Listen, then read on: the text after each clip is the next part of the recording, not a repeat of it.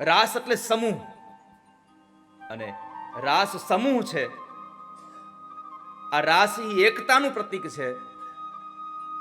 એ હમણાં જ થોડા સમય પહેલા દ્વારિકામાં આહિર સમાજની બહેનોએ સાબિત કરી બતાવ્યું કે આ સંસારમાં રાસ એકતાનું પ્રતીક છે. 37,000 કરતા વધારે આયરાણી બેન દીકરીઓએ રાસ રમી અને સંસારને આ સમાજને એક ઉદાહરણ આપ્યું કે સમૂહ હોય તો શું ન થઈ શકે.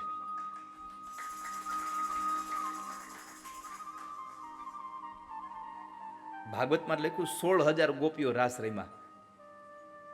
આ તો ડબલ કર્યું.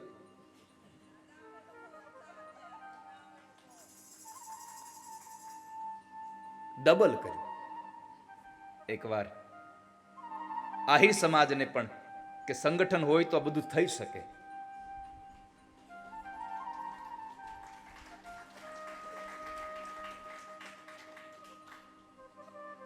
ભગવાન જેવા ભગવાન ઉપરથી જોઈને ઈર્ષા કરતા હશો આ રાસને જોઈને, તો કે આવો તઈ કેમ ન થયો. દ્વારિકાના એ દિવ્ય ધામમાં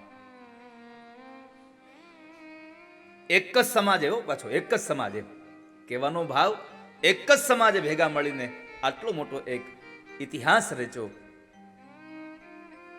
એ ગૌરવપૂર્ણ વાત છે.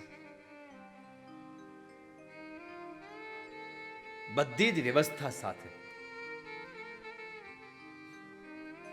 એકતા હોય ને તો બધું કરી શકાય.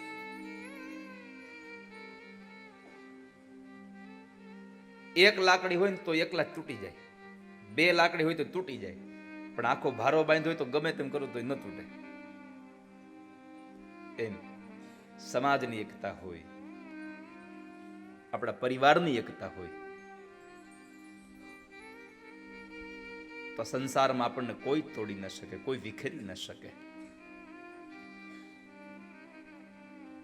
આ ભાગવતના શબ્દોને અહીંયા સાર્થક કર્યું. રસાનામ સમૂહો ઇતિ રાસ, એટલે કે બધા લોકોનો સમૂહ એ જ રાસ થયો.